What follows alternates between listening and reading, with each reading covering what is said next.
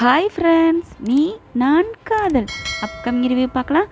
ராகவ் வீட்டுக்கு அபி போகிறாங்க, நல்லா சமைக்க போகிறாங்க, சமைக்க சொல்லி கொடுக்க போகிறாங்க. லாவண்யா, அதெல்லாம் நான் சமைக்க மாட்டேன், எனக்கு இதெல்லாம் சமைச்சு பழக்கம் இல்லை, சே இதெல்லாம் என்ன ஒரு பழக்கம் அப்படிங்கிறாங்க. இப்படி சொல்லக்கூடாது லாவண்யா மேடம், நீங்கள் கண்டிப்பாக ஒரு பொண்ணு சாதிக்கணும்னா அது சமையக்கட்டில் தான் இருக்குது, நல்லபடியாக சமைங்க அப்படிங்கிறாங்க. ஆனால் சமைக்க போகிறாங்க, அவங்களால முடியலை.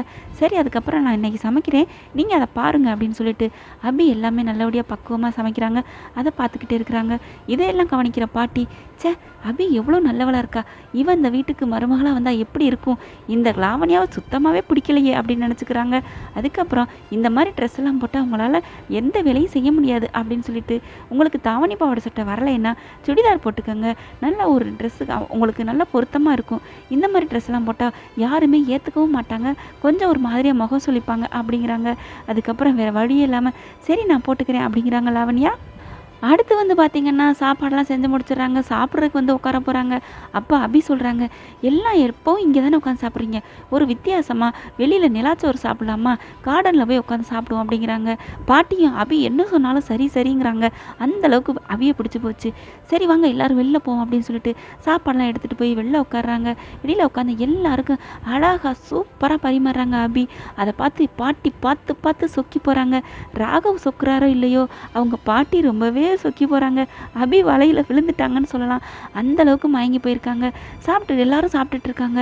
அபி, நீ எவ்வளோ நேரம் தான் நிற்ப, நீ உட்காந்து சாப்பிடுமா அப்படிங்கிறாங்க. அபி உடனே, எங்கெங்க இடம் இருக்குது, எனக்கு இடம் இல்லை பாட்டி, எல்லாரும் சாப்பிடட்டும் அப்படிங்கிறாங்க. ஏன், ராகவ் இருக்குல்ல, அவன் பக்கத்தில் இடம் இருக்குது பாரு, அங்கே போய் உட்காரு அப்படிங்கிறாங்க. வேறு வழியே இல்லாமல் போய் அபி உட்காடுறாங்க. ரொம்ப எல்லாரும் கம்பல் பண்ணிடுறாங்க அப்படின்னு சொல்லிட்டு அங்கே ஆகாஷ் பார்க்குறாங்க. சே, அண்ணாவுக்கும் இவங்களுக்கும் ஜோடி பொருத்தம் சூப்பராக இருக்கே, இவங்களை எப்படியாவது பழக விடணும் அப்படிங்கிறாங்க.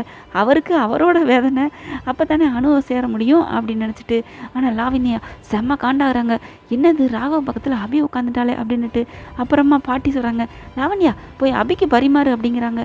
உடனே சே, பரிமாற வேலையும் எனக்கே கொடுத்துட்டாலே இந்த கிளவி அப்படின்ட்டு போய் அபிக்கு பரிமாறுறாங்க.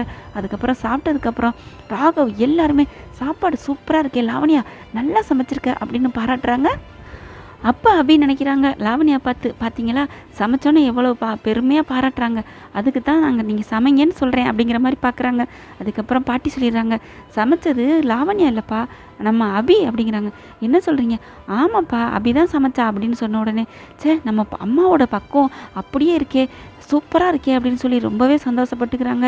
அப்படியே ரெண்டு பேரும் ஒருத்தர் பார்த்துக்கிறாங்க.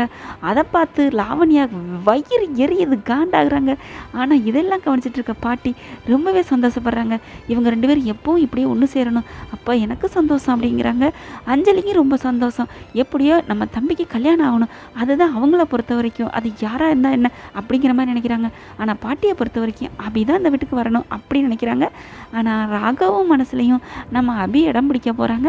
பார்க்கலாம் என்ன நடக்க போகுதுன்னு. ஓகே ஃப்ரெண்ட்ஸ், உங்கள் பொண்ணான கையால் ஒரு லைக்கை போட்டு சப்ஸ்கிரைப் பண்ணிடுங்க. Thank you friends.